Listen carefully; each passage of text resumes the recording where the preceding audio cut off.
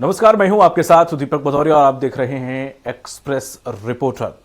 चलिए शुरुआत करते हैं एक्सप्रेस रिपोर्टर की। सीधे आपको सबसे पहले ले चलते भोपाल।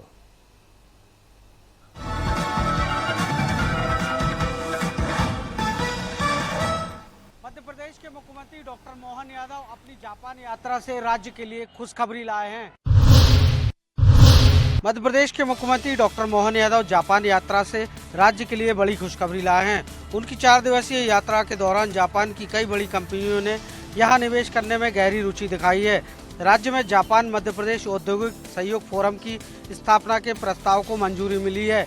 प्रदेश में जल्द जापानी इंडस्ट्रियल पार्क, कौशल विकास केंद्र और स्मार्ट मैन्युफैक्चरिंग हब की स्थापना हो सकती है।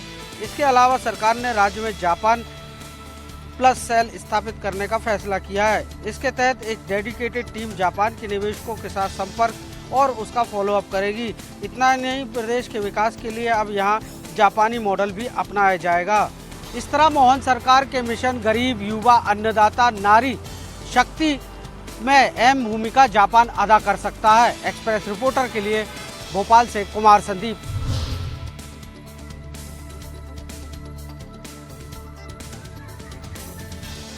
मुख्यमंत्री डॉक्टर मोहन यादव ने किया ठेगड़ी शोध संस्थान का भूमि पूजन। सरसंघ प्रमुख सुरेश सोनी भी रहे मौजूद। भोपाल के लिंक रोड नंबर 3 में मुख्यमंत्री डॉक्टर मोहन यादव ने दंतोपंत ठेंगड़ी शोध संस्थान का भूमि पूजन किया है। कार्यक्रम में मुख्यमंत्री डॉक्टर मोहन यादव के अलावा विधायक भगवान दास सवनानी, विधायक रामेश्वर शर्मा, उसके सहित सर कार्यवाहक रहे सुरेश सोनी भी मौजूद रहे।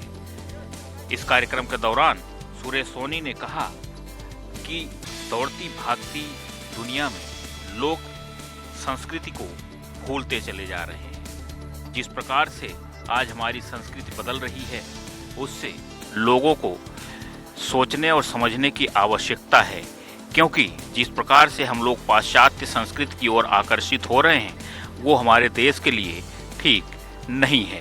कार्यालय का भूमि पूजन हुआ है और इस कार्यालय के बाद यहाँ पर अब नए नए शोध संस्थान खोले जाएंगे, जिसमें तरह तरह के शोध किए जाएंगे और युवाओं को अच्छा खासा मौका मिलेगा। एक्सप्रेस रिपोर्टर के लिए भोपाल से संदीप मिश्रा।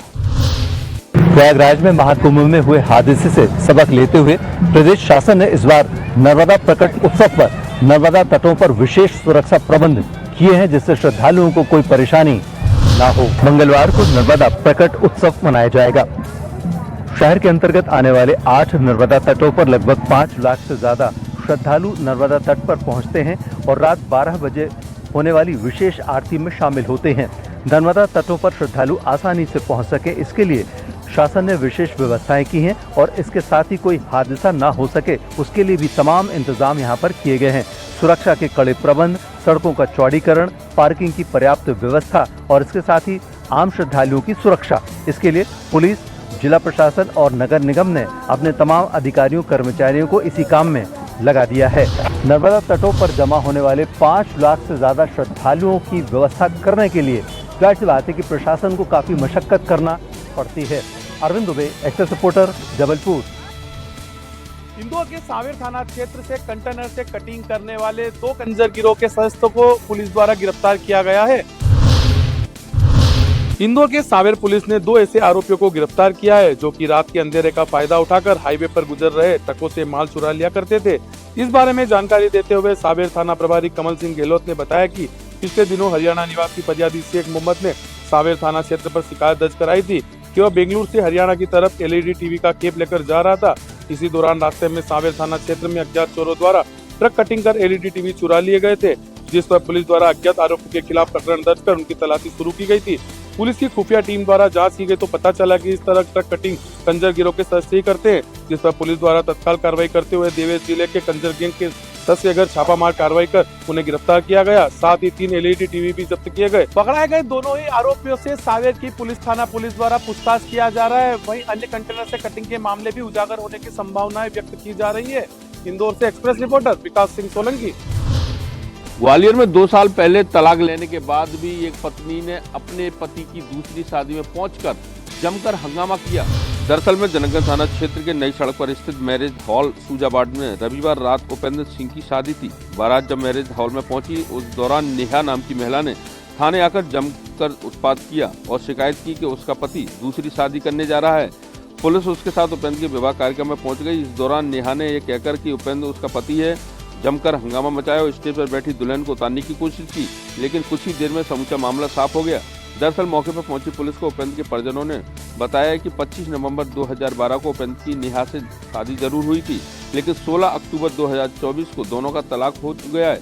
सबूत के तौर पर परिजनों ने कुटुंब न्यायालय से तलाक के आदेश और बाद वहन करने के दस्तावेज पुलिस को दे दिए, जिसके बाद नेहा का आरोप बेबुनियाद साबित हुआ। मामले के सामने आने के बाद पुलिस ने नेहा को समझाया, साथ ही उसको बताया कि वह यहाँ से चले, नहीं तो उसके खिलाफ भी मामला दर्ज करना पड़ेगा। ग्वालियर से express reporter Vinod Sharma.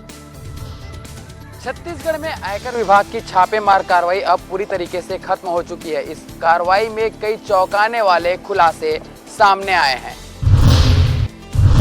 Rice millers, commission agent, rice broker के ठिकानों में मारा गया था। आयकर विभाग ने छापा। आयकर विभाग के छापेमार कार्रवाई में हजारों करोड़ की गड़बड़ियां सामने आई हैं, जिसके दस्तावेज भी मिले हैं। बड़ी संख्या में कच्चे लेन देन के किए जाने के पेपर्स भी बरामद किए गए हैं।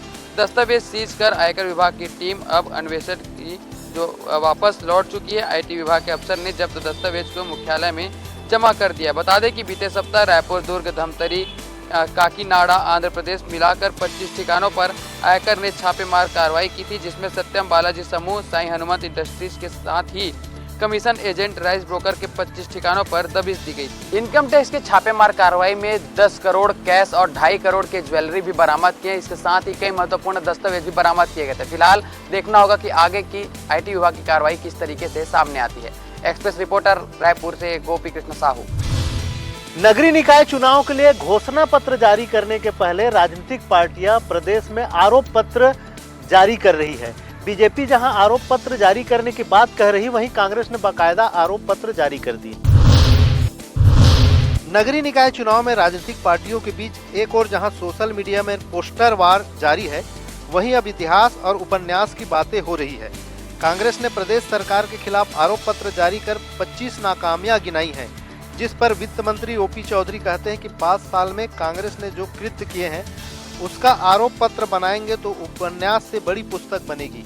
आरोप लगा रहे ठीक है, लेकिन जनता सब जानती है। अब देखना होगा नगरीय निकाय चुनाव में कांग्रेस और भाजपा के आरोपों का जनता पर कितना असर पड़ती है। रायपुर से एक्सप्रेस रिपोर्टर दिलीप साहू। अपहरण करने के मामले में कार्रवाई करते हुए सरगुजा पुलिस ने 2 आरोपियों को गिरफ्तार कर लिया है, जबकि अपहरण की वारदात में शामिल एक अन्य आरोपी की तलाश पुलिस कर रही है, जो मौके से फरार बताया जा रहा है।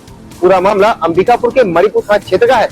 26 जनवरी को आरोपियों के द्वारा मणिपुर थाना क्षेत्र के बाबूपाड़ा में स्थित एक 30 साल के पास पीड़ित मनोज गुप्ता मौके पर खड़ा था। इसी दौरान पैसे की वाद विवाद को लेकर मौके पर पहुंचे कार सवार 3 युवकों के द्वारा मारपीट कर युवक का अपहरण करने की कोशिश की गई थी, मगर मौके पर पहुंचे स्थानीय लोगों के हस्तक्षेप के बाद आरोपी युवक मौके से फरार हो गए थे। इधर पीड़ित के परिजनों ने मणिपुर थाने में मामले की शिकायत दर्ज कराई थी, जिसको लेकर आज जिले के अतिरिक्त पुलिस अधीक्षक ने मामले का खुलासा कर आरोपियों की शिनाख्त की है। पुलिस ने बताया कि अपहरण का प्रयास करने वाले आरोपी अंबिकापुर के खटिकपाड़ा के रहने वाले हैं, जिसमें 2 आरोपियों को गिरफ्तार कर लिया गया है, जबकि वारदात में शामिल एक अन्य आरोपी की तलाश पुलिस कर रही है और जल्द उसे गिरफ्तार करने का दावा कर रही है। पुलिस ने बताया कि आरोपी आपराधिक किस्म के युवक है, जो भीड़ भाड़ और गुट बनाकर मारपीट की वारदात को अंजाम देते हैं। इन पर कई मामले भी थाने में दर्ज किए गए हैं। वहीं पुलिस ने मामले की जांच शुरू कर दी है।